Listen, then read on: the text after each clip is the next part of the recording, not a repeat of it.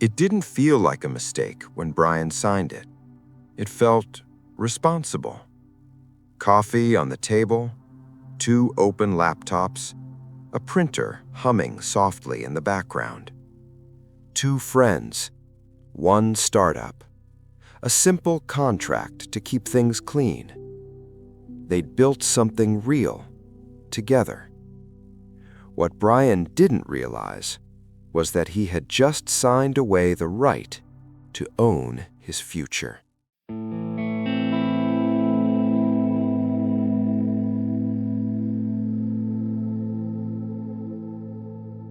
Brian Lamont was 29 years old, living in Fremont, California.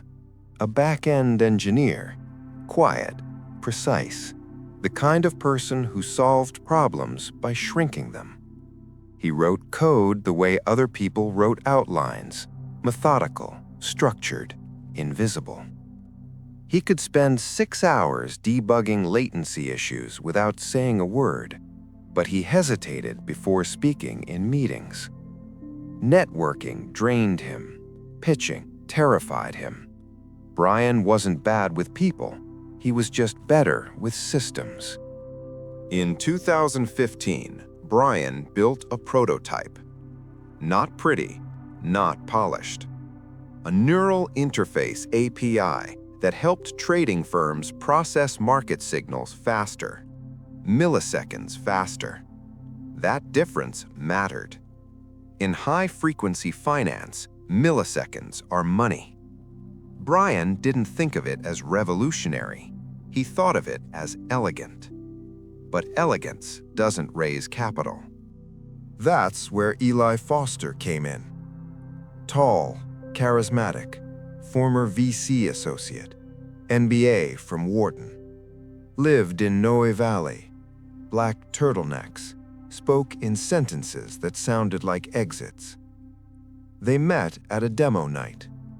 Eli skimmed the pitch deck in a coffee shop near Soma and asked one question. What's the exit? Brian didn't have an answer. Eli smiled. They shook hands. The next month, they co-founded a company called QuantFrame. Equal equity, equal vision. Brian built, Eli raised.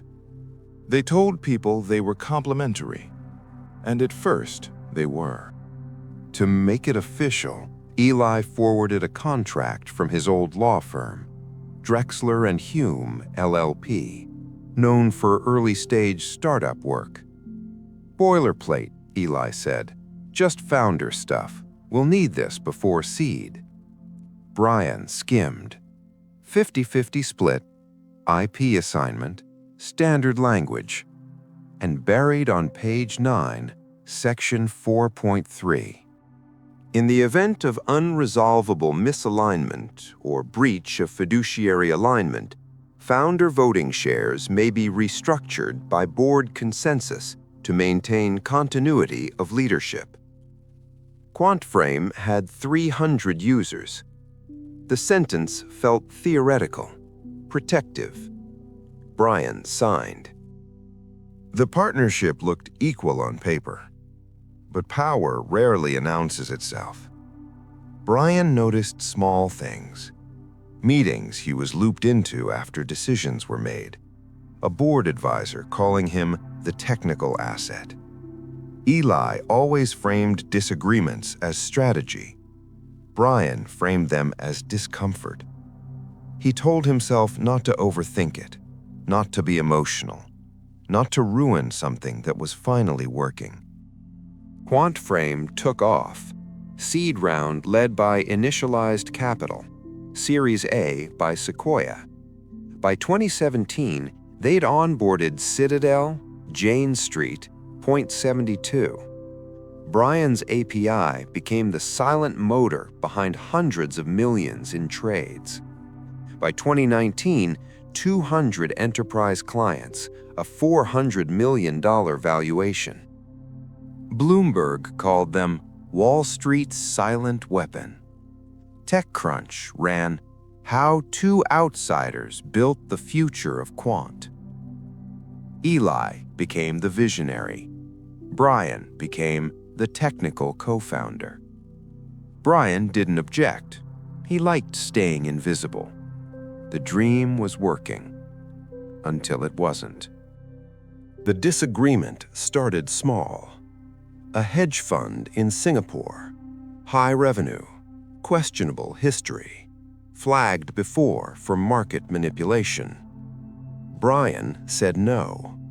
Eli said $4 million in ARR wasn't optional. "We're not compliance officers," Eli said. "We're builders." Emails went cold. Calls went unanswered. Board meetings grew tense. Then Eli onboarded the client anyway. Brian sent objections.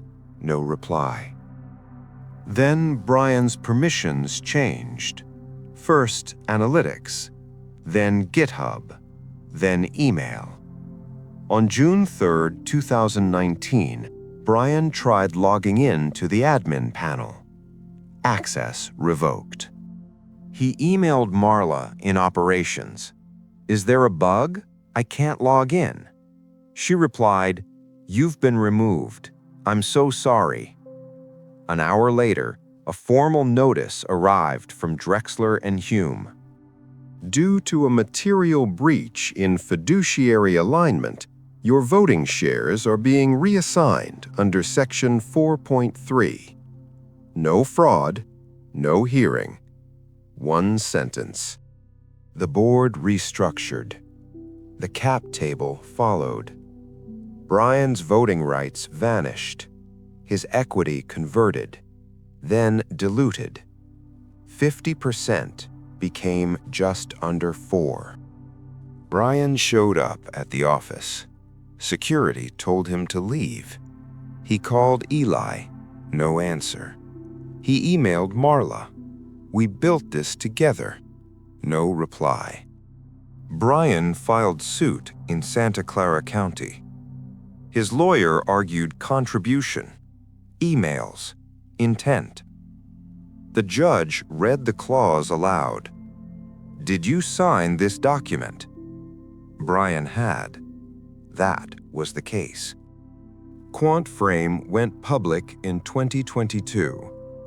Valuation, $1.1 billion. Eli rang the NASDAQ bell alone. Brian watched from his apartment. That 4% stake should have been worth $54 million, but Brian didn't see a dollar. Preferred shares, liquidation preferences, exit clauses. Nothing left.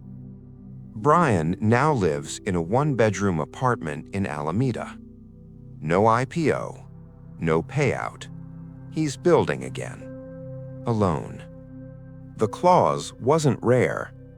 It exists in thousands of founder agreements. Somewhere, right now, someone is building the future while forfeiting it. Contracts don't care who stayed up until 3 a.m. They care about sentences. And this one sentence, it was legal, enforceable, fatal. Because in startup culture, the real horror isn't what they steal, it's what you give away willingly.